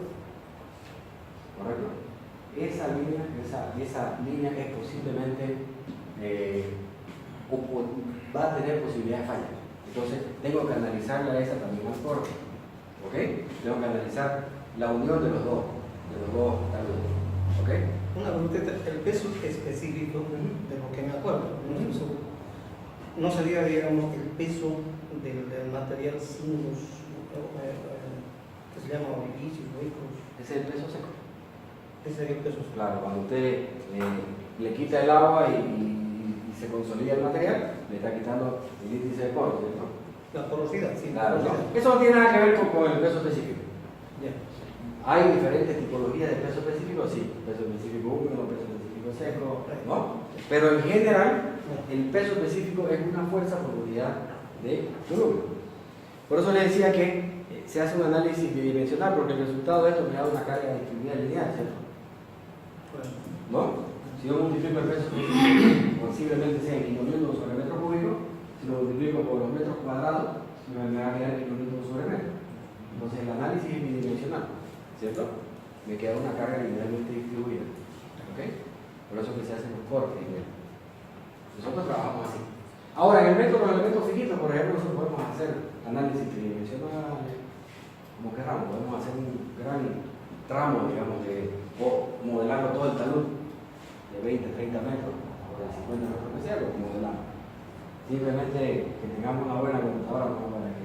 para que la piense, no es más, porque podemos utilizar los elementos tridimensionales, cúbicos, tetraédricos, etc. Todo lo que se puede utilizar en elementos finitos. ¿Sí? Pero cuando hablamos ya de métodos de equilibrio límite, que es los métodos que vamos a utilizar nosotros, vamos a trabajar en un análisis bidimensional. ¿Okay? Bueno, esto es fundamental considerar toda hipótesis extrema, que son las que comentábamos un poquito antes de entrar de lleno a lo que eran los taludes. Hay que conocer cuándo un talud se lo va a tratar sin drenaje o con drenaje. Es decir, que sea un talud que va a drenar el agua o que no va a drenar. ¿Ok? La situación real normalmente va a estar. Se puede ser susceptible a problemas, ya sea drenado o no drenado, o de qué nos sirve entender cuándo un talud es drenado o no drenado. Hay dos factores fundamentales que influyen en la tipología de análisis que yo vaya a decidir. Primero, la carga. La velocidad de carga es fundamental, ¿sí?, para la liberación del agua interna. Es decir, yo tengo un suelo pero muy impermeable, ¿sí? Si yo aplico una carga bastante rápida, ¿cómo va a ser ese suelo? ¿Cómo lo voy a tratar? ¿Como no drenado o drenado? Vuelvo a repetir. Tenemos un suelo ya muy impermeable, ¿okay? Y vamos a suponer que tiene cierto grado de saturación, ¿okay? Pero es muy impermeable el suelo. Y ahora aplico una carga muy rápida. ¿Qué va a pasar? ¿Cómo lo voy a trabajar ese suelo? ¿Como un suelo drenado o como un suelo no drenado? Si yo le aplico una carga muy rápida, ¿sí?, la transferencia de carga a un suelo que es muy impermeable, es decir, que no va a salir el agua, esa carga aquí se va a transmitir al agua, ¿no? Ahí empieza a actuar aquí la presión de poro, ¿correcto? Entonces, no va a salir el agua, porque el suelo relativamente impermeable, es decir, con muy baja permeabilidad, toma su tiempo en que ese suelo vaya liberando el agua. Por consiguiente, si yo aplico una carga en un corto tiempo, ese suelo se va a convocar como un suelo no drenado, ¿correcto? Entonces, ¿de qué depende que yo tome un suelo drenado o no drenado? De los dos factores: de la velocidad de carga, de aplicación de la carga, y segundo, de la permeabilidad del suelo. ¿Ok? Entonces, tomando esos dos factores, yo puedo fácilmente tomar uno u otro estado de análisis, porque no es lo mismo. Cuando un suelo drena fácilmente, libera la presión de poro. Por consiguiente, las cargas se transmiten a través de las partículas del suelo y no de manera directa a la presión de poro, que es la presión del agua. ¿Correcto? Entonces, es fundamental que tomemos siempre esos dos parámetros. ¿Ok? Cuando vayamos a trabajar con un sistema drenado o no drenado, porque las metodologías no se paran. Ya vamos a ver que los diferentes métodos, hay una cierta metodología para suelos no drenados y otra metodología para suelos drenados. ¿Okay? Porque el comportamiento es diferente. Entonces, eso es importante. Es importante. Si lo queremos caracterizar un poquito en función de esos dos parámetros de los suelos, fíjense que estaríamos más o menos dentro de que los suelos granulares, ¿cómo serían?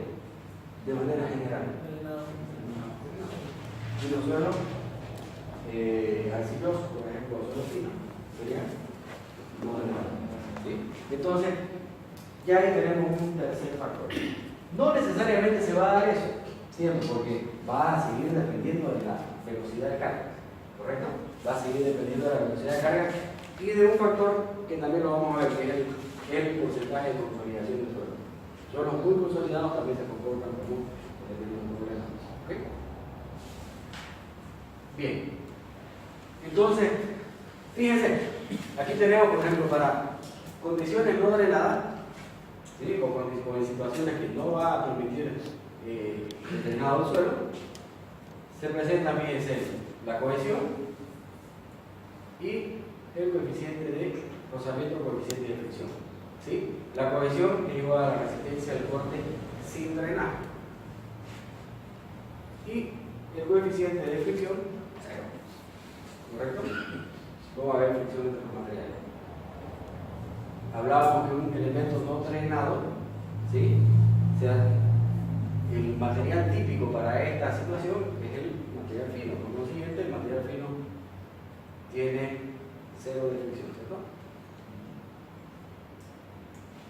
Aquí un poco habla de las permeabilidades, ya se le pone el número al valor de la permeabilidad, así que viene dada en centímetros por segundo. Entonces, en función de las permeabilidades, por ejemplo, permeabilidades mayores de 10 a 4, este 10 o 4 varía dependiendo del tipo de material, más adelante vamos a ver una tabla, se puede considerar drenada. Y por debajo de eso, es decir, que tenga permeabilidades muy bajas, material muy impermeable, se nos trabaja como drenado. ¿Okay? Valores intermedios, ¿sí? Que se consideran parcialmente drenados, hay que hacer o tratar de hacer el análisis en los dos estados. ¿Okay? Cuando tengamos permeabilidades que estén dentro de ese rango, es preferible hacer los dos estados y verificar cuál es más crítico. ¿Okay? Aquí está un poquito la explicación de la presión de poro, que es la presión que ejerce el agua atrapada en el suelo o en la roca, ¿cierto? La presión de poro de agua por debajo del nivel freático se mide con piezómetro, la forma de medir.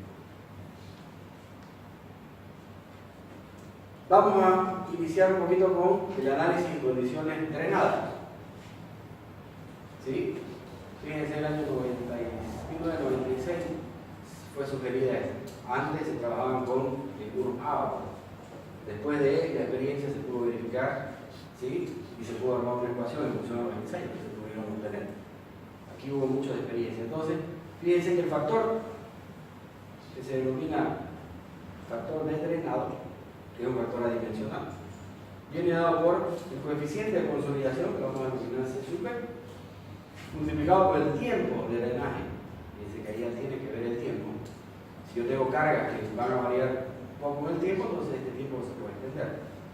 Dividido entre la longitud del camino que tiene que recorrer el agua, ¿sí? Hacia la salida o cambio de presión. Si el agua está en una zona, por acá, está sometida a una presión relativamente constante. Cuando va saliendo de ese lugar, el cambio de presión interna va modificando. ¿Okay? Entonces, si yo tengo un punto de aquí y el camino que tiene que recorrer es hasta la salida del talud, esa sería la distancia de esto. ¿Okay? Y en función a este valor, fíjense, a este valor que es adimensional, ya se ha podido categorizar si es un suelo drenado, no drenado o de drenaje parcial o intermedio. Entonces, si el factor adimensional T es mayor a 3, el resultado de esto es 3, que ya viene dado en función al coeficiente de consolidación. ¿Sí? ¿Cómo se puede obtener el coeficiente de consolidación? ¿Han visto alguna vez en laboratorio? A partir del ensayo del anillo, ¿cierto? Se coloca una muestra circular cilíndrica, ¿sí? Mañana les voy a mostrar un videito de todas maneras para que vean que es interesante. Se hace un proceso a largo plazo, se le va incrementando carga excéntrica, ¿sí? Se le va colocando una, está estandarizado, son 5 gramos, dependiendo de se va aumentando a 10, a 25, a 30, y eso se lo hace gradual, en cuestión de una semana o 2 semanas, y la descarga se hace igual, de una semana o 2 semanas, y toda la deformación se va midiendo en función a las cargas incrementadas en el tiempo, y además tiene un manómetro que va midiendo la presión. Por consiguiente, en función de esos dos factores, se calcula el grado de consolidación de un material. ¿Okay? Entonces, si este valor es mayor que 3, la condición es no drenada, entonces se hace el análisis como que fuese un suelo drenado. Si es menor a 0,01, la condición es no drenada. Y si es intermedio entre estos dos valores, ¿sí? Es una condición intermedia entre el drenado y el no drenado, y lo que sugiere siempre todas las normas por ejemplo técnicas es que se hagan los dos análisis y se tomen más crédito, ¿ok? Se haga el análisis del talud drenado y no drenado, ¿ok? Bien.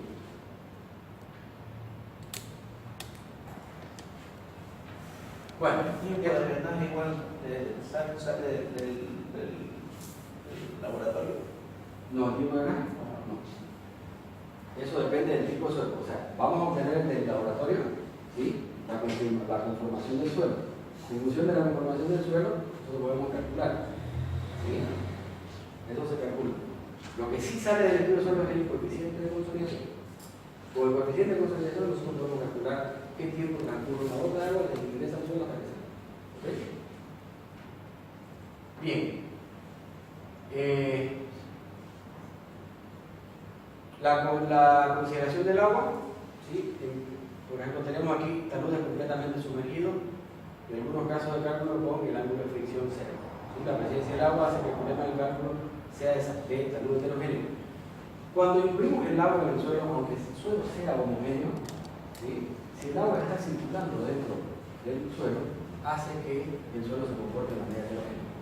¿Sí? Porque esa circulación de agua modifica la conformación natural del suelo. ¿Sí? Aumenta la presión del poro, posiblemente en algunos lados. ¿Sí? Después que ha circulado el agua, el índice de vacío se incrementa. Entonces, la configuración del suelo general del talud con relación a la circulación del agua en esa línea puntual que ha seguido el agua, hace que el suelo se comporte de manera heterogénea. ¿Okay? Vamos a ver los primeros ejercicios que vamos a hacer el día de mañana. Vamos a arrancar ya con los métodos. Vamos a ver que los ábacos de Taylor no son aplicables a suelos heterogéneos. Vamos a arrancar nosotros con los ábacos de Taylor para suelos homogéneos. Es el caso más sencillo. ¿Okay? Y de ahí vamos a entrar a otros métodos como el de Jambu y demás, donde ya incluyen, además de suelos heterogéneos, la estratificación de los taludes. ¿Okay? Entonces mañana vamos a arrancar primero con la parte más sencilla, que son suelos homogéneos, para ir interactuando un poquito con los métodos de equilibrio límite. ¿Okay? En este caso el talud es completamente sumergido, ¿se le puede dar en una presa de tierra? Claro. Dependiendo del tipo de suelo que yo tenga aquí conformando el talud. ¿Sí? Se puede dar tranquilamente que digamos tengamos la presa para acá el agua y esté completamente saturada la zona. ¿Sí? Y ese análisis lo vamos a hacer a partir de la metodología de suelos heterogéneos. ¿Okay? Entonces también ese ejemplo se debe presentar en la ruta que están construyendo, la nueva ruta, digamos, lo que va a Chapare, digamos, lo que va a Cochabamba. Entonces, eternamente, digamos, algunos, siempre hay presencia de los carriles, etc. Entonces, seguramente habría que utilizar, digamos, este método, ¿no? para calcularlo. ¿O cuál sería el método? Habría que ver que son taludes naturales, son taludes Simplemente son taludes nuevos, o estarán utilizando taludes naturales, ¿no? O sea, seguramente son muy conformados a partir de algún corte de repente. Entonces, lo que hay que analizar, obviamente, volvemos nuevamente al génesis. Hay que hacer estudio de suelo. Hay que hacer un estudio de suelo, estudio técnico completo, ver el estado en el cual está, analizar ese talud saturado, sin saturación, ver cuál es la falla crítica que se va a dar y en función de eso hay una solución. ¿Sí? Es decir, buscar la forma de estabilizar lo que puede ser los mallas o simplemente directamente ponerle algún elemento de contención. ¿Sí? El tema radica más en que no han hecho un análisis completo de este suelo. Posiblemente les han dado taludes que ellos han dicho de unos taludes bastante extendidos. No es la solución. Normalmente siempre pensamos así nosotros de que taludes muy parados van a sufrir problemas. Taludes muy echados no es más. Lo arreglamos con pendiente bien suave. Pero no necesariamente. Pero no se olviden que el suelo no es solamente, el talud no es solamente la conformación geométrica externa, sino tiene una conformación de suelo interna que puede dar a una falla que se extienda del tiempo. Claro, precisamente por eso decía, es que siempre hay, digamos, deslizamiento. No se cae el mundo, digamos, la casa de él, siempre están separando, etc. Me supongo, digamos, de que no han En muchos casos es por erosión de piedra. O sea, cuando llueve, por ejemplo, circula mucha agua por acá para abajo y es posible que se den ciertos oleajes aquí abajito, ¿no? Y provoquen de que desestabilicen el pie y se caiga el talud. Porque además puede estar saturado también, ¿no? Entonces, hay que hacer un análisis completo, ¿no? Es decir, además de analizar el talud en sus condiciones naturales, hay que hacer modelaciones de qué es lo que pasa acá abajo. ¿Qué pasa en las épocas de lluvia, en las épocas de estiaje? ¿Qué pasa con el suelo? Se está infiltrando mucho suelo, los niveles freáticos en distintas estaciones lo modifican. Hay que hacer un análisis un poco más a profundidad.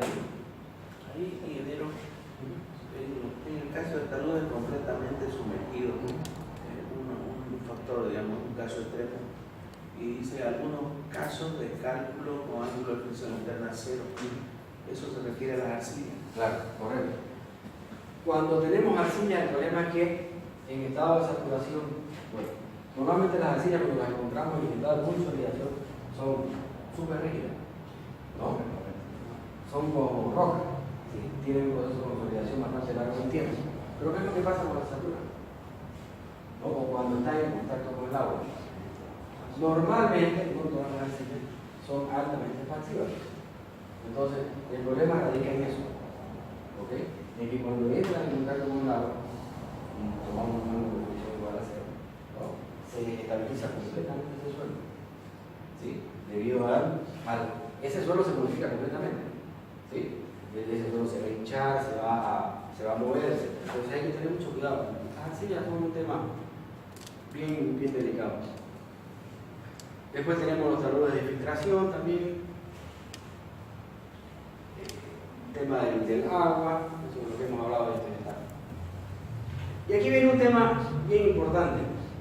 Casi todos los métodos que nosotros vamos a ver, los métodos que son de equilibrio límite, son métodos, si bien son métodos cuantitativos, no dejan de ser métodos relativamente aproximados. Aproximados en función a los parámetros que yo puedo obtener del suelo. Es decir, si yo tengo pocos parámetros, es mejor utilizar cierto método. Si yo tengo muchos parámetros fiables del suelo, muchos datos, yo puedo utilizar un método que es un poco más estricto. ¿Y en qué radica qué tan estricto sea un método? En que toman muchas hipótesis simplificativas. ¿Okay? Los métodos toman muchas hipótesis simplificativas que van a depender mucho de la rigurosidad que yo quiera utilizar en el diseño. ¿Okay? Entonces son taludes críticos, son taludes grandes, son taludes cuya falla puede provocar algún daño, hemos visto los factores de seguridad altos. Entonces vamos a tener que trabajar con un método donde esas hipótesis simplificativas son mínimas, porque no necesariamente todas las hipótesis son 100% válidas. ¿Okay? Por ejemplo, casi todos los métodos del equilibrio límite, el trabajo con el equilibrio límite, son los que vamos a ver inicialmente mañana, asumen de que el factor de seguridad es constante a lo largo de la falla. ¿Ok? Y no es así. Ese factor de seguridad puede, y es más, sí modifica a lo largo de esa superficie. ¿Ok? Entonces, por eso les digo, vamos a tener que, y esto ya es el criterio del ingeniero, en función a la rigurosidad que yo quiera darle al análisis, yo voy a tener que tomar algún método más estricto. ¿Okay? Dentro de los métodos de equilibrio existen los métodos exactos y los métodos inexactos. No significa que los inexactos no sirvan, ¿okay? Sino que los han dividido así. Es decir, los métodos exactos trabajan directamente con las ecuaciones de la estática, cumplen completamente con las ecuaciones de la estática. ¿Cuándo utilizo los métodos inexactos? Cuando el comportamiento es hiperestático.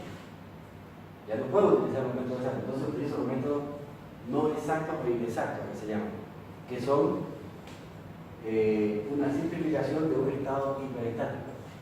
Es decir, nuevamente toma intervalos estáticos y se hace después la suma de esos estados estáticos. Lo mismo que veíamos con el tema del pseudoestático y el análisis psíquico. ¿Okay? Entonces, cuando vean, lo vamos a ver mañana, eso no se asusten, el método inexacto no significa que que de repente puede ser que sí falle o puede ser que no, digamos, no. Simplemente que como en situaciones hiperestáticas yo no puedo tomar los métodos estáticos porque son estrictamente para estados estáticos, se ha buscado una forma de trabajar con una situación hiperestática a partir de la división en varios estados estáticos. ¿Ok? ¿Y vale la recíproca? ¿Vale la recíproca utilizar el método inexacto en una situación estática? No. No va a dar ninguna Voy seguridad. a utilizar el método exacto en un estado, no tiene sentido, ¿no? Porque el método estático ya cumple con todas las ecuaciones y condiciones de eso. Entonces, va a ser seguridad de perfecto. Si yo agarro este otro y lo quiero acomodar al otro, no es que vaya a fallar, sino no tiene sentido. ¿No? Porque el método inexacto en realidad es dividir el proceso hiperestático en varios estados estáticos. Si agarro este método y lo uso allá, voy a utilizar solamente una porción del método. ¿Sí? Bien. Ok. Con eso entonces vamos a terminar hoy día. Mañana vamos a arrancar ya con los métodos de equilibrio límite. Mañana ya empezamos a ver la primera lista, esa cosa para que ya nos divertimos con números. ¿Ok? Vamos a arrancar con los métodos simples.